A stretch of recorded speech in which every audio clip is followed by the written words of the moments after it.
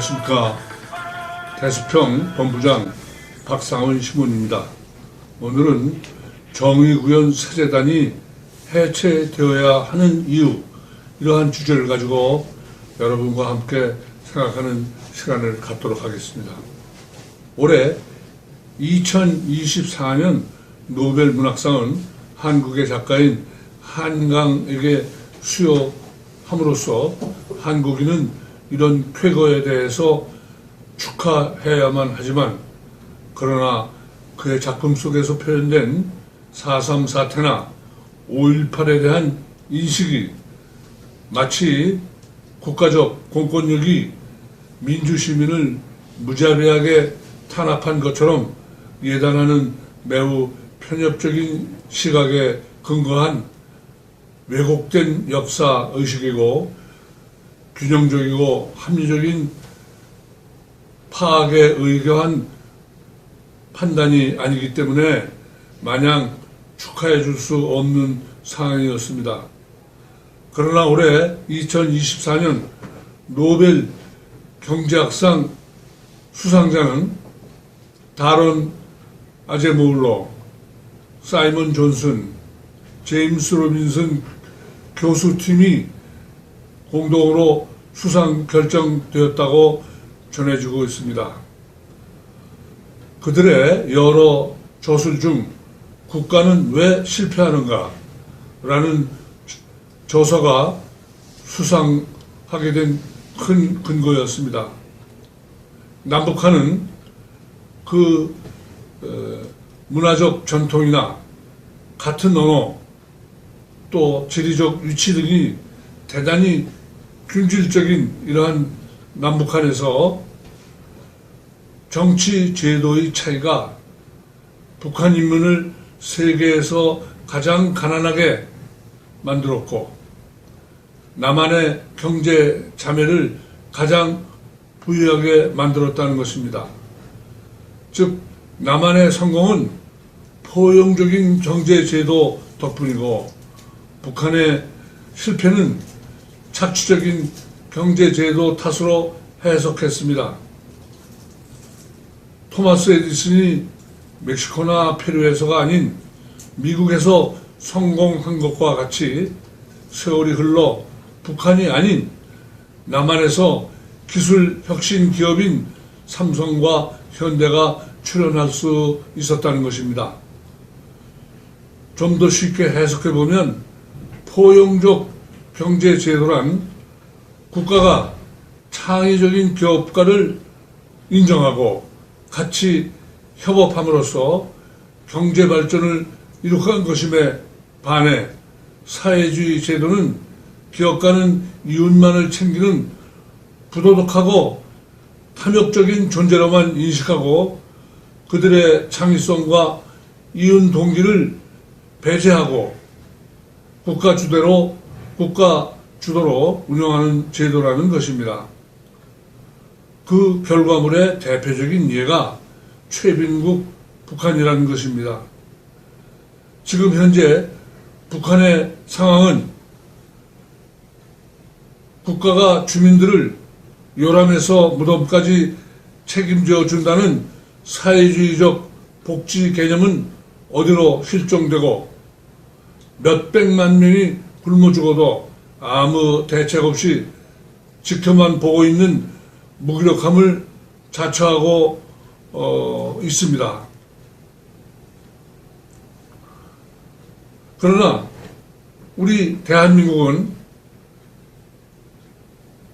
기초 대상 수급자에게는 국가가 전액 보조하는 시스템 덕에 자기 돈이 없어도 요양시설에서 잘 보호받으면서 살 수 있도록 이렇게 보장해주고 있는 것입니다.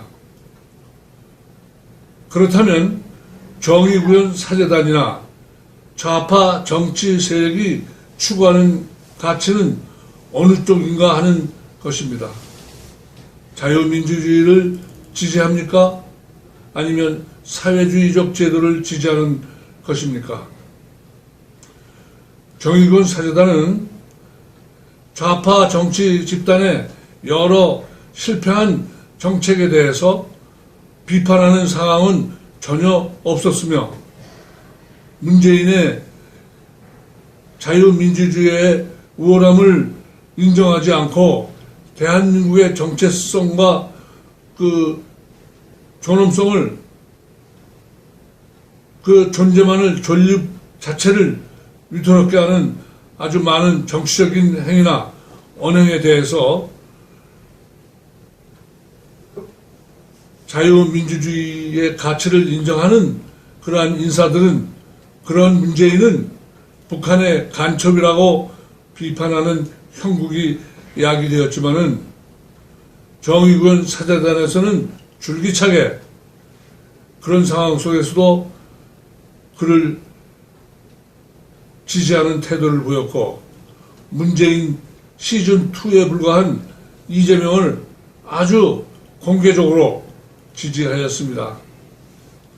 반면 이명박 대통령 때에는 광우병 촛불미사, 4대강 개발 반대미사, 그 후 박근혜 대통령 때 탄핵운동에 매일 처음 앞장섬으로써 그러한 행동들을 일삼았으며 2022년에 윤석열 대통령이 당선되어서 취임 초부터 그 윤석열 대통령의 탄핵을 해야 한다는 시국미사를 지금까지 계속 하고 있는 것입니다. 또한 정진석 추기경 사태를 종용하는 집단 행동을 벌였고, 염수정 추기경이 사제들의 정치 개입은 안 된다 하는 이런 강론 말씀에 대해서 그들은 이 말씀은 시대착오적인 성서적 기초가 없는 강론이고 카톨릭 교리를 아전인수적으로 왜곡했다고 공개적으로 비판하는 등 사절에서 순명하는 자세를 보여주지도 않았을 뿐만 아니라 자기들의 주장이나 행동이 무결점하다는 근거 없는 자신감의 늪에 깊이 빠져 있습니다. 함세웅 신부가 주장하는 종전협정, 평화협정을 맺어야 한다고 하는 주장은 마치 우리 쪽에서 순수한 마음을 가지고 대한다면 상대방 북한도 순수한 마음으로 나올 것이라는 매우 비현실적인 낙관론에 근거하고 있는 것입니다. 그러나 예수님께서는 마태복음 10장 16절의 말씀에서 예수님은 제자들에게 뱀처럼 슬기롭고 비둘기처럼 양순해야 한다고 설파하셨습니다. 그것은 12제자를 세상에 파견하면서 이제 내가 너희를 보내는 것은 마치 양을 이리떼 가운데 보내는 것과 같다고 하시면서 하신 말씀입니다. 내가 아무리 선의의 마음으로 상대를 대해준다고 해서 상대가 꼭 선의로 화답하지 않을 수도 있다는 점을 일깨워준 말씀입니다. 우리 대한민국 정부가 아무리 선의의 정신을 바탕으로 선의의 제안을 한다고 해서 현재 북한 주민의 인간으로서의 자유를 무참하게 짓밟고 그러한 존중하는 의소는 안중에도 없는 그러한 그 인권 탄압의 자연이 세계적인 수준에서 최악인 이러한 독재적인 권력이 우리의 선의의 제안을 그야말로 순수하게 받아들일 수 있다고 믿는 것은 너무 낙천적이고 그리고 매우 비현실적인 기대임에 틀림없을 것입니다.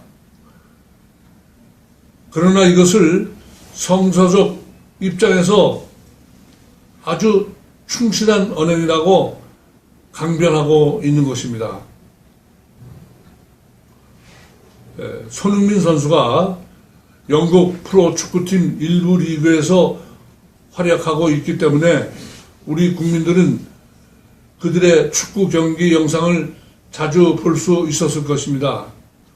축구는 신체 접촉이 심한 경기이기 때문에 몸싸움을 하는 과정에서 가끔 서로 감정이 상할 수도 있어서 신경전을 벌이기도 하다가 상대방을 손으로 밀치는 행동을 가끔 목격하지만, 그러나 주먹질이나 발길질은 좀처럼 하지 않습니다. 이 혈기왕성한 선수들이 왜 발길질이나 주먹질을 자제하는 것이겠습니까? 태클이 태클이 매우 심한 경우에는 손으로 밀치는 행동을 했다든지 하는 경우에 따라서는 그 정도에 따라서 심판이 옐로우 카드나 또는 레드 카드로 이렇게 경고하고 말지만은, 만약에 주먹질이나 발길질을 하면 그 행동을 한 당사자에게 굉장히 많은 제재를 가합니다. 즉 많은 벌금을 부과한다거나 또는 여러 경기 출장 정지와 같은 아주 중징계를 내리기 때문에, 그러한 불이익을 받아서는 안 되기 때문에 참는 것입니다. 대선 기간, 선거 활동 기간 중에 각 정당의 대선 후보자로 정해진 사람들에 대해서는 많은 국민과 유권자들이 각자 나름대로 누구를 선택해야 할지 많은 관심을 가지고 그들의 정책이 어떤지 또는 언행이나 인품이 어떤지 온 신경을 집중하여 후보자의 그 언행을 주시하고 있는 것은 매우 당연한 일입니다. 그런데 만약 자기를 선택하는 그러한 국면에서 자기에게 유리한 국면을 맞기 위해서, 그러한 것을 보여주기 위해서 사실이 아닌 것을 마치 사실인 것처럼 거짓말을 매우 의도적으로 반복한다면, 이것은 결국 그 판단하는 사람의 그러한 유권자의 민의를 몹시 훼손하는 중대한 잘못을 저지르는 것입니다. 그래서 이런 것이 함부로 자행될 때는 그 나라의 정치 풍토와 정치 문화가 매우 저질화되어 가고 있기 때문에 이런 것을 방지하고 이것을 범죄에 해당한다고 규정해서 선거법이라는 법을 통해서 이를 작동시켜서 정치 문화를 깨끗하게 유지하기 위해서 여야가 합의하여 만들어낸 법입니다. 이와 같은 거짓말이 선거 결과에 중대한 영향을 미쳤느냐 하는 여부를 결정하는 것은 삼권 분립이 확립된 상태에서 사법부에게 그 판단을 맡기게 됩니다.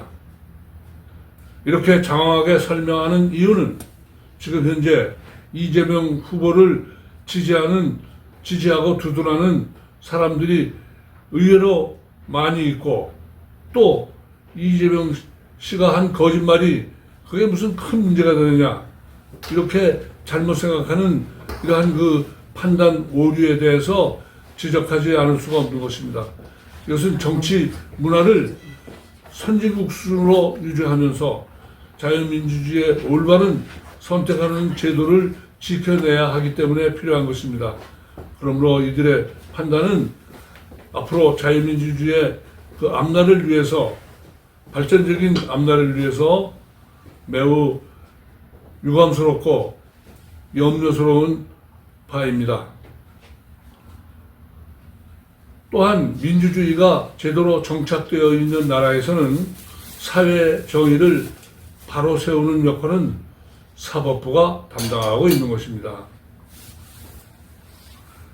정의구현 사재단이 그들의 활동이 필요로 하는 공간은 왕정시대나 1인 독재 체제에서 무소불위로 권력을 남용하는 상태의 국가에서 빛과 소금의 역할을 담당하는 소명감 때문에 그들의 존재의가 있지만은, 그러나 오늘날 우리나라의 상황 속에서는 정의구현 사재단은 이러한 그 공정한 그러한 소명감이 아니라 지나치게 좌경화되어서 대한민국의 발전적인 미래지향적인 입장에서 볼 때에는 그들의 행동은 반대한민국 쪽이고 너무 사회주의적 가치를 앞세우기 때문에 대한민국의 발전에 대단히 위험천만한 그러한 행동하는 집단이기 때문에 그 존재의가 이미 상실되었다고 판단될 수 있습니다. 누군가 말한 것처럼 유통기간이 이미 끝난 겁니다. 그래서 정의구현 사재단이 마땅히 해체되어야만 대한민국의 천주교가 바로 살 수 있다고 말할 수 있는 것입니다. 감사합니다. 됐습니다.